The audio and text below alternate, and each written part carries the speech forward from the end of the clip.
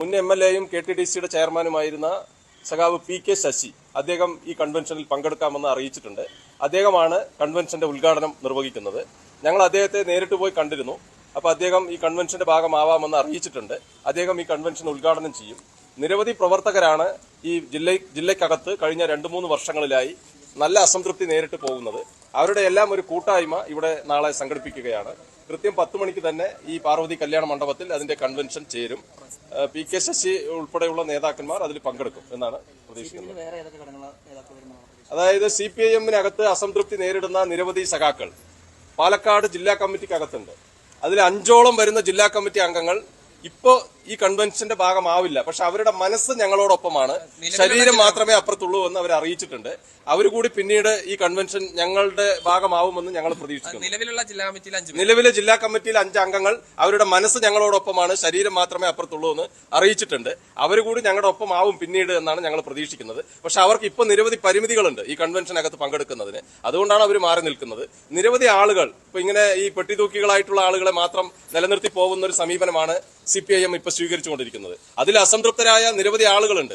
എത്ര കാലം ഇവരിങ്ങനെ അടിമകളായിട്ട് പാർട്ടിക്കകത്ത് പ്രവർത്തിച്ചു പോകാൻ പറ്റും? അപ്പൊ അതുകൊണ്ട് അങ്ങനെയുള്ള കുറെ ആളുകൾ ഇപ്പോ ഈ കൺവെൻഷന്റെ ഭാഗമാകും. നിരവധി തവണ ഈ 2-3 വർഷത്തിനിടയിൽ മാത്രം നടപടിക്ക് വിധേയരായിട്ടുള്ള 100 കണക്കിന് ലോക്കൽ സെക്രട്ടറിമാർ, അതുപോലെ തന്നെ ഏരിയ കമ്മിറ്റി അംഗങ്ങളായി പ്രവർത്തിച്ചവർ, വിവിധ ലോക്കൽ കമ്മിറ്റികളിൽ പ്രവർത്തിച്ചവർ, പഞ്ചായത്ത് പ്രസിഡന്റുമാരായിരുന്നിട്ടുള്ള ആളുകൾ, അങ്ങനെയുള്ള എല്ലാവരുടെയും ഒരു പ്രവർത്തകരുടെ ഒരു കൺവെൻഷനാണ് ഞങ്ങളിപ്പോൾ ഉദ്ദേശിക്കുന്നത്. അല്ലാതെ ബഹുജന പങ്കാളിത്തത്തോടു കൂടിയുള്ള ഒരു ശക്തി തെളിയിക്കുന്ന പ്രകടനമോ പങ്കാളിത്തമോ അല്ല, പ്രവർത്തകർ മാത്രമായിട്ടുള്ള ഒരു കൺവെൻഷൻ. ഈ കൺവെൻഷനിൽ സ്വാഭാവികമായിട്ട് ഒരു കമ്മിറ്റി രൂപീകരിച്ച് ജില്ലയിൽ മൊത്തമുള്ള ഒരു സംവിധാനമായി മാറുക. ഭാവിയിൽ അത് മാറും.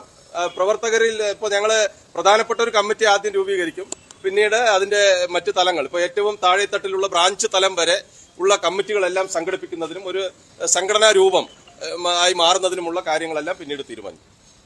100% പങ്കെടുക്കുമെന്നാണ് പ്രതീക്ഷിക്കുന്നത്. അദ്ദേഹത്തെ ഞങ്ങൾ നേരിട്ട് കണ്ട് കാര്യങ്ങൾ അറിയിച്ചിരുന്നു. ശശിയേട്ടൻ ഈ കൺവെൻഷൻ ഉദ്ഘാടനം ചെയ്യുമെന്നാണ് അറിയിച്ചിട്ടുള്ളത്. അത് പാർട്ടിയായിട്ടുള്ള രൂപീകരണമൊന്നും ഇപ്പൊ ആലോചിച്ചിട്ടില്ല. ഇപ്പൊ ഞങ്ങളൊരു കൂട്ടായ്മയാണ്. അതിലൊരു പ്രധാനപ്പെട്ട ഒരു കമ്മിറ്റി എന്ന നിലയിൽ ഇപ്പൊ തീരുമാനിക്കും. പിന്നീട് കൂട്ടായ്മയുടെ ലക്ഷ്യം, അതായത് CPIM-ൽ അസംതൃപ്തരായിട്ടുള്ള നിരവധി ആളുകളുണ്ട്. അവരങ്ങനെ ഒരു വനവാസം പോകാൻ പറ്റില്ലല്ലോ. കാരണം ദീർഘകാലമായി പ്രസ്ഥാനത്തിന്റെ ഭാഗമായി പ്രവർത്തിച്ച നല്ല സഖാക്കളാണ്. അവരെ ഒരു കാരണവുമില്ലാതെ തൻപ്രമാണിത്വത്തിന്റെ ഭാഗമായി പാർട്ടി അടിമകളായി നിന്നോളണം, സംഘടന ഞങ്ങളുടെ കയ്യിലാണ് എന്ന ധാർഷ്ട്യം പാർട്ടി ജില്ലാ നേതൃത്വം സ്വീകരിക്കുകയാണ്. അതിനെല്ലാ ഒത്താശയും ചെയ്തു കൊടുക്കുന്ന സംസ്ഥാന നേതൃത്വമായി മാറുന്നുണ്ട്. അപ്പൊ അതിനെതിരെ പ്രതികരിക്കുന്ന നിരവധി സഖാക്കളുണ്ട്, നല്ല കോമ്രേഡ്സ്. അവരുടെ ഒരു കൂട്ടായ്മയാണ് ഞങ്ങൾ ഉദ്ദേശിക്കുന്നത്. തെരഞ്ഞെടുപ്പ് രാഷ്ട്രീയം ഞങ്ങൾ ഇപ്പൊ ചർച്ച ചെയ്തിട്ടില്ല. അല്ല, തെരഞ്ഞെടുപ്പിന്റെ രാഷ്ട്രീയം മാത്രമല്ല ഈ കൂട്ടായ്മയുടെ ലക്ഷ്യമെന്ന് പറയുന്നത്. ഒരു രാഷ്ട്രീയ പ്രവർത്തനം, CPIM യഥാർത്ഥ കമ്മ്യൂണിസ്റ്റുകാരായിട്ടുള്ള ഒരു പ്രവർത്തകരുടെ ഒരു കൺവെൻഷനാണ്. തെരഞ്ഞെടുപ്പ് രാഷ്ട്രീയം മാത്രമല്ല. അത് പിന്നീട് അത് എന്താണെന്നുള്ളത് ആ ഘട്ടങ്ങളിൽ ആലോചിക്കും. തദ്ദേശ തെരഞ്ഞെടുപ്പിൽ ജില്ലയിൽ ആകെ ഒരു നീക്കം ഉണ്ടായിട്ടില്ല. കൊഴിഞ്ഞാമ്പാറയിൽ ഞങ്ങൾ വളരെ മുമ്പ് ഒരു തീരുമാനമെടുത്ത് കൊഴിഞ്ഞാമ്പാറ പഞ്ചായത്ത് 10 വർഷത്തെ LDF-ന്റെ പഞ്ചായത്ത് ഭരണം മാറിയിട്ടാണ് ഇപ്പൊ ഞങ്ങളുടെ എല്ലാം നേതൃത്വത്തിൽ അവിടെ കൊഴിഞ്ഞാമ്പാറ പഞ്ചായത്ത് ഭരിക്കുന്നത്. അത് ജില്ലയിലാകെ വ്യാപിപ്പിക്കുന്നതിനും ജില്ലാ അടിസ്ഥാനത്തിൽ അത് മാറുന്നതിനും ഒന്നും കഴിഞ്ഞിട്ടില്ല. അതെല്ലാം ഭാവിയിൽ പിന്നീടാണ് ആ കാര്യങ്ങളെല്ലാം ആരാണ്? അല്ല, പാർട്ടി വിടുന്നു എന്നല്ല, അദ്ദേഹം അസംതൃപ്തി നേരിട്ട ഏറ്റവും വലിയ സഖാവാണ്. പാർട്ടിയുടെ ജില്ലാ സെക്രട്ടേറിയറ്റ് അംഗമായും MLA ആയും ഒരു കോർപ്പറേഷന്റെ ചെയർമാനുമായും എല്ലാം ഇരുന്ന ഒരു വ്യക്തിയെ ഇതുപോലെ 42,000 അംഗങ്ങളിൽ ഒരാളാണ് എന്ന് വളരെ പുച്ഛത്തോടു കൂടി അദ്ദേഹത്തെ സമീപിക്കുകയും അദ്ദേഹത്തെ ഇതുപോലെ അപമാനിക്കുകയും ചെയ്ത ഒരു ഘട്ടമില്ല. അപ്പൊ ഏറ്റവും കൂടുതൽ അസംതൃപ്തി നേരിട്ട ഈ ജില്ലയിലെ പ്രധാനപ്പെട്ട ഒരു നേതാവാണ് സഖാവ് PK ശശി. അതായത് നടപടി പാർട്ടിയായി ഇപ്പൊ മാറുകയാണ്. ഇപ്പൊ CPIM-ല് നടപടി പാർട്ടിയായിട്ട് മാറുകയാണ്. ഇപ്പൊ ആരെങ്കിലും ഒരാളെ ഇപ്പൊ ഉൾപാർട്ടി സമരം എന്നൊക്കെ പറയുമല്ലോ, അതൊക്കെ വെറുതെ വിമർശനം, സ്വയം വിമർശനം, ഇതെല്ലാം പേരിനെ അങ്ങനെ പറയുകയല്ലാതെ ആരെങ്കിലും വിമർശിച്ചു കഴിഞ്ഞാൽ അവർക്കെതിരെ ഒരു വെള്ളപ്പേപ്പറിൽ പരാതി എഴുതി വാങ്ങിച്ച് നടപടിക്ക് വിധേയമാക്കുക, എന്തെങ്കിലും ഒരു കാരണം കണ്ടെത്തിയിട്ട്. അപ്പൊ അങ്ങനെ നടപടി പാർട്ടിയായി പാലക്കാട് ജില്ലയിലെ CPIM മാറുകയാണ്. അതിന്റെ ഭാഗമായിട്ടാണ് നടപടിക്ക് വിധേയരായ പല ആളുകളും വരുന്നത്.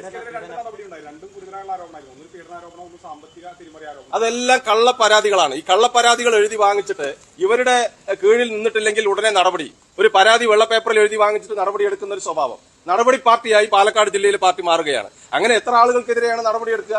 ഇപ്പൊ നിങ്ങൾ എല്ലാവരും രാഷ്ട്രീയ പ്രവർത്തകരായിരുന്ന ആളുകൾ, താങ്കൾ ഉൾപ്പെടെ ജനപ്രതിനിധികളായിരുന്ന ആളുകളാണ്. അപ്പൊ നിങ്ങളുടെ ഈ കൂട്ടായ്മ എന്ന് പറയുന്നത് രാഷ്ട്രീയ പ്രവർത്തനത്തിന്റെ ഭാഗം തന്നെ ആയിരിക്കും. അതായത് ഈ രാഷ്ട്രീയ പാർട്ടിയായി രജിസ്റ്റർ ചെയ്തില്ലെങ്കിലും രാഷ്ട്രീയ പ്രവർത്തനത്തിൽ തന്നെ ആയിരിക്കും നിങ്ങൾ ഉണ്ടാവുക. തീർച്ചയായും ഞങ്ങളൊരു രാഷ്ട്രീയ പ്രസ്ഥാനമായി തന്നെ പ്രവർത്തിക്കണം എന്നാണ് ഉദ്ദേശിക്കുന്നത്.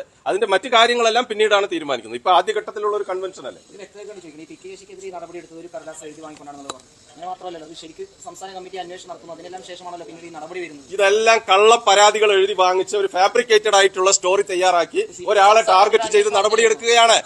ഒരാളെ അന്വേഷണം അങ്ങനെയായിരുന്നു. എല്ലാ അന്വേഷണങ്ങളും ഇതെല്ലാം കള്ള പരാതികൾ എഴുതി വാങ്ങി ഫാബ്രിക്കേറ്റഡ് ആയിട്ടുള്ള ചില തിരക്കഥകൾ ഉണ്ടാക്കിയിട്ട് നടപടി എടുക്കുക. അത് കുറച്ച് പേരുടെ മാത്രം ചില ആളുകളുടെ ഒരു